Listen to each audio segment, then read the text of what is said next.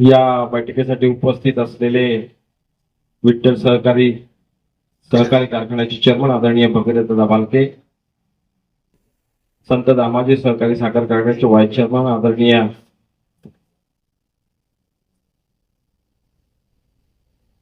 तानाजीभाऊ खरात साहेब, मुरलीधर दत्तू साहेब, आमचे सहकारी मित्र व्यंकटराव भालके साहेब, मारुती पप्पा वाकडे साहेब, दौलत माने, अप्पासाहेब माने, अशोक भाऊ पवार, संतोष रणदिवे आणि ग्रामीण भागातून आणि मंगळवेढा शहरातून आलेले सर्व पदाधिकारी, मान्यवर, सर्वच उपस्थित.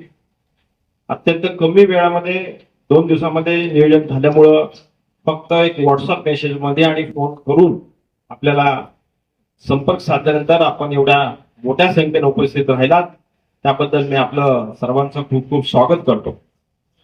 आपण ही बैठक बोलवली आणि सर्वांनी विचार व्यक्त केले, आम्ही दोघंही ऐकतोय. या मंगळवेढा शहरातील आणि ग्रामीण भागातील जनतेचा विकास आणि प्रलंबित राहिलेली कामं आपल्याला सर्वांना माहिती आहे.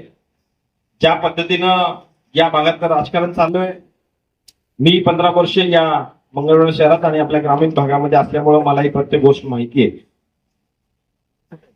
राजकारणाच्या पद्धतीने चाललं पाहिजे.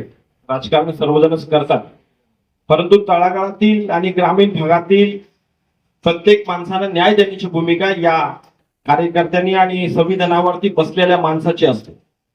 मित्रांनो, आपण बघतोय तहसील असू द्या, पोलीस स्टेशन असू द्या,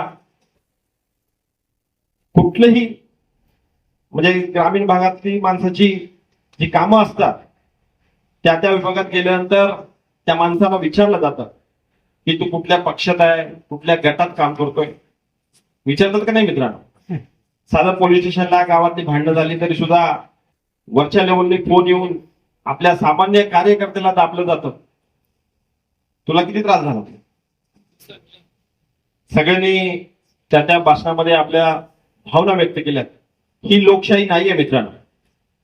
आम्ही प्रत्येक गावामध्ये गेल्यानंतर, प्रत्येक वाडी वस्त्यावरती गेल्यानंतर माणसं त्याच भूमिका, त्याच कामं सांगतात.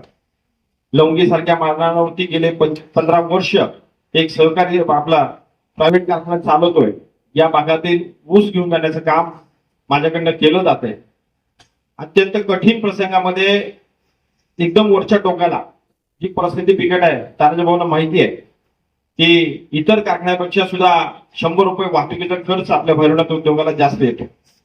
मंगळवेढा शहरापासून आतमध्ये जवळपास 30 किलोमीटर अंतर असून अतिशय खडतर अशा परिस्थितीमध्ये गेले 15 वर्ष मी सातत्य काम ठेवून, इतर कारखान्यांच्या मध्ये भाव देऊन, कामगारांना वेळेवर पगार देऊन आजपर्यंत मी चालवलेलं आहे. मित्रांनो, आपण कोणत्या पक्षात जावं आणि आपल्या सर्वसामान्य माणसाला न्याय देण्याची भूमिका आपल्याकडनं व्हावी यासाठी आम्ही आदरणीय शिंदे साहेबांची भेट घेतली. आम्ही दोघांनी विधानसभेला वेगवेगळ्या पक्षातून निवडणूक लढवली. कदाचित आम्ही दोघं एकत्र असल्यानंतर एक निर्णय वेगळा झालेला दिसला असता, पण झालेल्या चुका राजकारणामध्ये भरून घेत असतात. पण या पुढच्या काळामध्ये मला वाटतं अशी चूक आम्ही दोघंही करणार नाही. दोघेही एका विचाराने काम करू असं एक समंजसपणे आम्ही ठरवून पंढरपूरमध्ये नगरपालिका लढवली. चांगल्या पद्धतीचं यश आपल्या ताईंना मिळालं. नगराध्यक्ष म्हणून 11,500 मतांनी ताईंना आपल्या या जनतेनं मान्य केलं. 11-12 नगरसेवक आणि तसेच मंगळवेढ्यामध्ये सुद्धा चांगल्या पद्धतीचं काम नगराध्यक्ष आणि आपले सहकारी सगळे निवडून दिले. या लोकांना आपण निवडून आलोय, आपण काम करणार आहोत, पण विरोधात बसून लोकांची कामं केली जात नाही. पोलीस स्टेशन असू द्या, प्रत्येक म्हणजे सरकारी कार्यालय असू द्या, तिथं एक बापूंनी सांगितल्याप्रमाणे एक वजन टाकण्याची गरज आहे आणि आपण आंदोलन करू, आपण मोर्चे काढू, त्या अनुषंगाने काम होईल, पण त्याला गती आणि त्याला जेवढं जे काम आपल्याला मिळणार आहे ते अपेक्षित नाहीये. म्हणून आपल्या सर्वांचे विचार आज ऐकून घेतलेत. उद्या अशीच एक बैठक पंढरपूर तालुका आणि शहरातील सर्व लोकांच्या बरोबर आम्ही घेणार आहोत. त्यांचे पण विचार आपण ऐकून एक चांगल्या पद्धतीचा आणि आपल्या सर्व लोकांना न्याय देण्याचं भूमिका आणि चांगला जो निर्णय आहे तो आम्ही दोघं नक्की घेऊ. या राज्याचे माजी मंत्री, आरोग्य मंत्री, माझे कुटुंब प्रमुख आणि चुलते आदरणीय तानाजीराव सावंत साहेब वरती आपल्या या पक्षामध्ये आहेत, त्यांचा एक चांगलं मोलाचं सहकार्य आपल्या सगळ्यांना लागणार आहे.